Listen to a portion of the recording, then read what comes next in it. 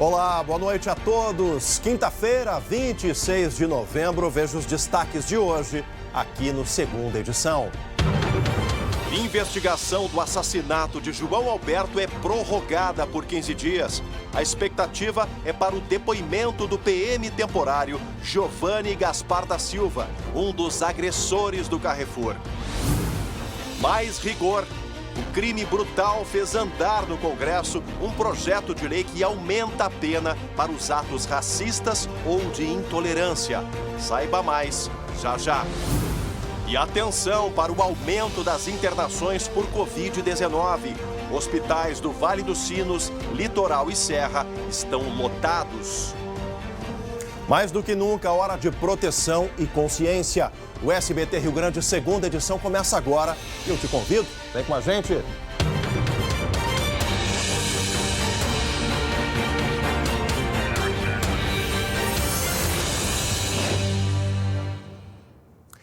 E hoje faz uma semana que as imagens daquela brutalidade criminosa chocaram o Brasil e o mundo. Estou falando do assassinato de João Alberto Silveira Freitas, morto no supermercado Carrefour. Pois hoje a Polícia Gaúcha pediu mais 15 dias para concluir a investigação e seguir com o inquérito. As imagens da brutalidade são as últimas lembranças que Thaís tem do pai. Não tem justificativa. É um ato de racismo com ódio ao mesmo tempo que aconteceu. Na noite do dia 19 de novembro, João Alberto Freitas morreu depois de ser espancado por seguranças do Carrefour. O episódio gerou protestos em todo o país. A polícia analisa cerca de 10 horas de imagens, inclusive de dias anteriores. Por isso, pediu prorrogação do prazo por mais 15 dias para concluir o inquérito. Buscamos, então, na análise dessas imagens, verificar a conduta dos seguranças perante a atitude de clientes. Nós queremos saber qual a atitude dos seguranças, em situações similares. Os dois seguranças presos permaneceram em silêncio no primeiro interrogatório. Mas, nesta sexta-feira, o PM temporário Giovanni Gaspar da Silva deve falar pela primeira vez. O advogado garantiu à polícia que ele vai responder a todas as perguntas. Nós esperamos amanhã esclarecer muitos aspectos e que, inclusive, foi comentado em alguns momentos sobre o que eles conversaram uns com os outros em todo aquele trajeto. Hoje, o supermercado de Porto Alegre amanheceu fechado. A rede criou um comitê independente sobre diversidade e inclusão para assessorar a empresa. O valor das vendas dos dias 26 e 27 será revertido para ações orientadas por esse comitê. Entre elas, medidas de geração de oportunidades de carreira, qualificação e liderança para profissionais negros e negras. Espero que seja sempre lembrado para não acontecer novamente com ninguém. E a gente viu ali na reportagem da Luciane Coman que o Carrefour tenta recuperar os prejuízos morais, mas a vida, essa não tem volta. E falando sobre isso ainda, gente, os crimes cometidos por discriminação vão ter penas mais duras. O Senado acaba de aprovar um projeto que agrava o racismo, a homofobia, a xenofobia e a intolerância religiosa. Infelizmente, um costume. Tu entrar dentro de uma loja e pelo fato da tua cor da pele, tu tá sendo seguido, tu tá sendo perseguido. Já fui constrangido porque estava com um colega branco que de fato acabou pegando um ou outro chocolate, mas eu não vi. E acabei eu sendo o constrangido, vocês imaginam por quê? Olha, acho que eu tinha uns 16 anos, 17. Ele disse, ô pai, tu tem que entender que negro nasceu para arrancar paralelepípedo e tu não vai passar disso. Por causa da cor da pele, Regina foi acusada de furto ao mexer na própria bolsa enquanto fazia compras no Carrefour, na capital gaúcha. Eles me pegaram à força, me levaram para dentro da salinha de revista e lá dentro da salinha de revista começou o circo dos horrores. Fiquei seminua na frente das minhas filhas, na frente dos clientes e dos funcionários. O caso foi em 2018. Ela processou o supermercado, que recorreu. Para o senador gaúcho Paulo Paim, do PT, situações como essas são corriqueiras. Tu vê um único cidadão negro no Brasil e ele dizer para ti que ele nunca sofreu um constrangimento por ser negro, eu diria só que ele faltou com a verdade. É de autoria do próprio senador Paulo Paim um projeto de lei que prevê aumento de pena para crimes cometidos por discriminação. O projeto estava engavetado há 5 anos, mas ganhou força depois da morte de João Alberto Freitas, aqui em Porto Alegre. Vamos dizer assim, o crime de espancamento com violência. Vou dar um exemplo, né? Digamos que a pena máxima seria 2 anos. Se for no caso de racismo e preconceito, pode ser 4 anos.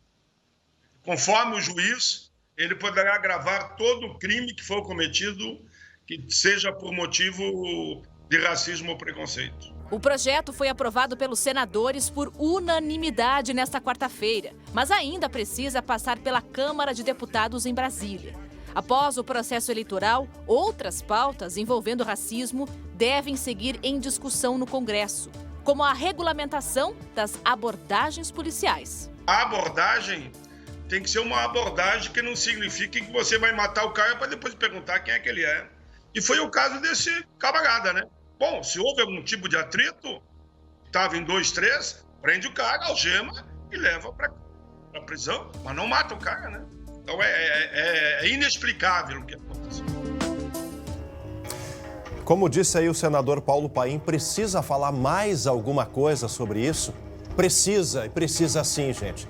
5 anos engavetado o projeto lá no Senado e precisou acontecer um assassinato, um homicídio registrado por todo tipo de câmera, de celular, de câmera de vigilância, para que o Senado tivesse mais sensibilidade.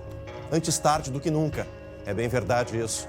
Agora, quantos negros, quantos homossexuais, quanta intolerância religiosa vai ter que acontecer no Brasil para que a gente se dê conta que todos somos iguais? Está na hora das autoridades, dos políticos, realmente enxergarem essa causa como uma causa humanitária. Chega de morte, chega de discriminação. Eu tenho aqui no estúdio um amigo meu, negro, repórter cinematográfico dos mais competentes que eu já trabalhei. Faz alguma diferença a cor da pele dele? Eduardo Rosa está aqui comigo hoje. Não faz nenhuma. Para mim e para muita gente que conhece o trabalho dele e conhece o trabalho de outros tantos profissionais negros. Está na hora do Brasil realmente sacudir, balançar as coisas de uma forma mais profissional, mais transparente do ponto de vista de sociedade.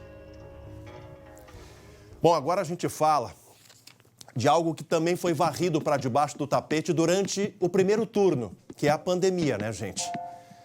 Vou falar agora porque no Vale dos Sinos voltou a ter mais de 90% de ocupação nas UTIs.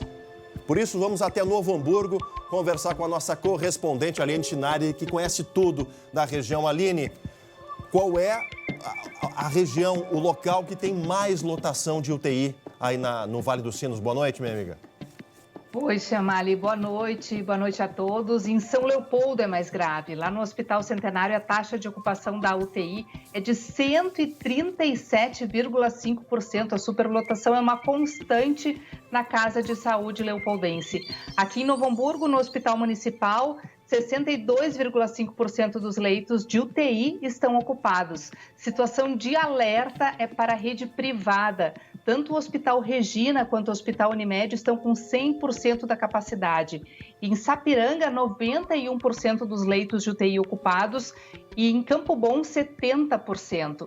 Segundo a presidente da Associação dos Municípios do Vale do Rio dos Sinos, existe um relaxamento dos protocolos por parte da população e essa pode ser uma das causas para esse crescimento todo. Vamos ouvi-la. Nós trocávamos 3, 4 vezes de máscara ao dia.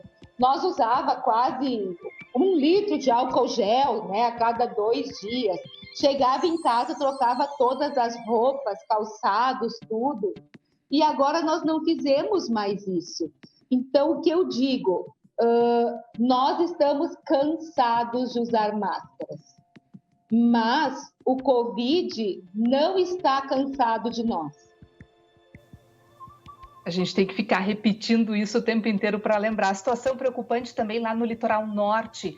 Em Tramandaí, desde o início da pandemia, a superlotação não era tão grande como agora.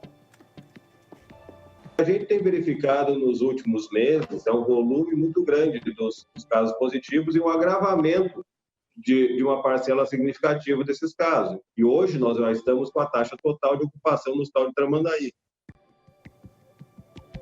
Por causa da pandemia, Chamalha, a população lá na praia já aumentou 50% e no auge do veraneio aumenta 10 vezes mais o número de habitantes. Então, o município está muito preocupado com tudo isso. Em Capão da Canoa e Torres também há superlotação, 100% dos leitos de UTIs ocupados e na região da Serra, 80% de ocupação, Chemali.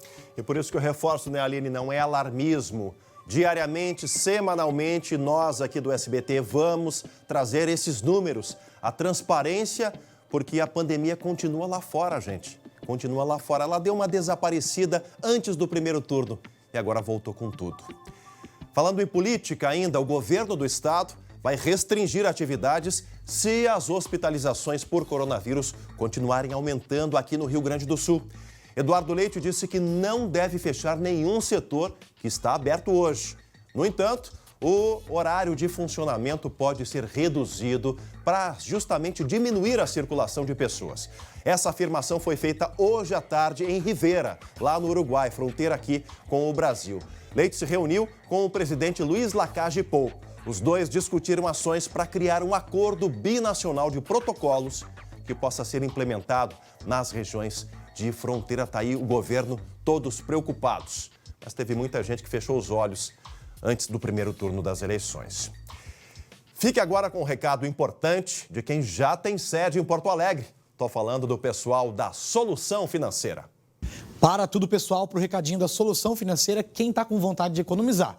Mas começar a economizar hoje, né? E só a Solução Financeira que vai fazer isso para você. Se você acha que está pagando muito pelo teu carro, comprou lá um veículo, mas está pagando por 2, carro, moto ou caminhão, a Solução Financeira pode resolver o teu problema e baixar essa dívida em até 70%. Já são milhares de casos resolvidos e você também pode reduzir a tua dívida e voltar a dormir tranquilo. Entre em contato agora mesmo no número 51 98324 8904.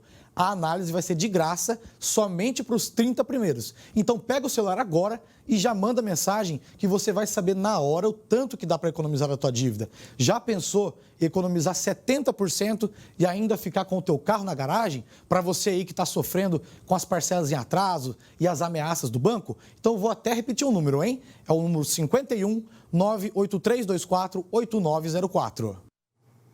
E ainda hoje, aqui no Segunda Edição, começa a decisão para o Grêmio na Copa Libertadores. Já, os detalhes do jogo de logo mais no Paraguai. Saiba onde assistir. E também a seca no estado, 73 municípios já decretaram situação de emergência com a estiagem. E vocês lembram? Será o fim do mistério das sementes? Hein, Luciane Coma? Pois é, Chamalho, o Ministério da Agricultura divulgou análise do material que chegou pelos Correios a várias regiões do país, inclusive aqui ao estado. E a gente conta o resultado depois do intervalo. Voltamos ao vivo com Segunda Edição para todo o nosso Rio Grande. E hoje eu quero falar novamente do Stock Center. O seu lugar de comprar barato e com uma baita novidade, gente. Inaugurou hoje um novo Stock Center lá em Capão da Canoa, no litoral norte. O Stock Center sempre tem centenas de ofertas para clientes que fazem parte do Clube Stock Center. Então, se você ainda não faz, baixe o app, cadastre-se grátis e aproveite as ofertas todos os dias. Olha aqui, ó, eu já baixei e estou aproveitando toda essa economia. Confere agora as ofertas que nós preparamos para esta sexta e sábado. Água mineral Fonte da Mata, 500 ml, por 69 centavos. No clube, sai por 59. Lava-roupas Omo Perfect White, sem perfume, 3,5 kg, 29,90 no clube. Fica por 24,90. Além destas ofertas, tem muito mais no app. Visite o estoque mais próximo de você e aproveite. Stock Center, lugar de comprar barato. E hoje começa a decisão para o Grêmio na Copa Libertadores da América. O tricolor encara o Guarani lá em Assunção, no Paraguai, jogo de ida das oitavas de final. Para essa partida, o técnico Renato Portaluppi só tem uma dúvida: Darlan ou Lucas Silva no meio de campo. A bola rola no estádio Defensores del Chaco a partir das 9h30 da noite, com transmissão pelo Facebook da Conmebol. O jogo de volta acontece na próxima quinta-feira, aqui na Arena, em Porto Alegre. Bom, agora a gente fala de um outro alerta que vem do tempo, gente. 73 prefeituras já decretaram situação de emergência aqui no Rio Grande do Sul por causa da estiagem, essa secura tremenda. Apesar da previsão de melhores índices de chuva, ainda é pouco para recuperar os prejuízos. Assunto para nossa especialista Alessandra Bergman, no Momento Agro.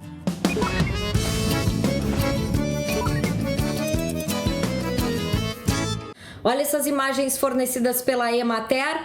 A plantação de milho em Iraí totalmente perdida. Aliás, 80% da plantação de milho já está perdida no Rio Grande do Sul. A plantação de soja está um pouco comprometida, atrasada, porque o solo não tem umidade suficiente. A chuva que vem essa semana vai literalmente salvar a lavoura, principalmente a lavoura de arroz, ali da fronteira, que está bastante falhado. Ali você está vendo nas imagens. E vai melhorar um pouco a situação. Para os animais a situação também é crítica, já está faltando pastagem.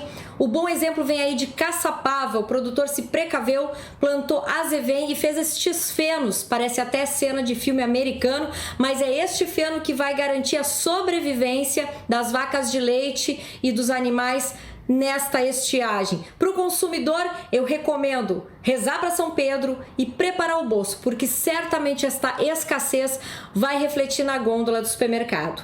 É com você, Chemali.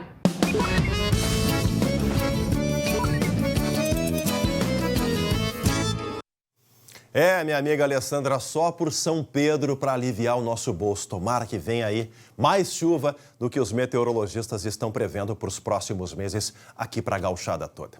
A gente continua falando de coisas do campo. Você lembra aí daquelas sementes que muita gente recebeu pelo correio? Tá aí as imagens, ó. Então cuidado, cuidado mesmo. Elas são sim pragas.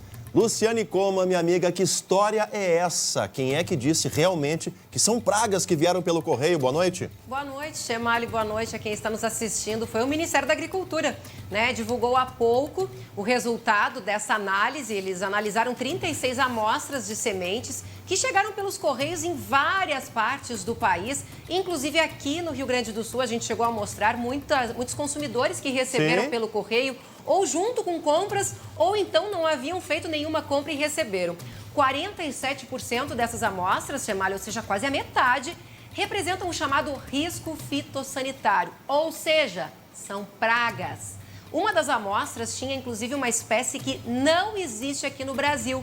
E aí ela tem o potencial para ser considerada o que eles chamam de quarentenária. O que significa isso? Se ela se instala aqui no Brasil, ela pode causar sérios danos ou para a agricultura ou para o meio ambiente, porque não existe um herbicida que possa combatê-la. Por isso, o Chemali segue a mesma orientação. Não plante, não coma, não dê para animais, não coloque no lixo e sim coloque dentro de um saquinho e aí entregue na Secretaria de Agricultura do seu município, caso você tenha ainda essas sementes em casa ou caso você receba ainda essas sementes pelos correios.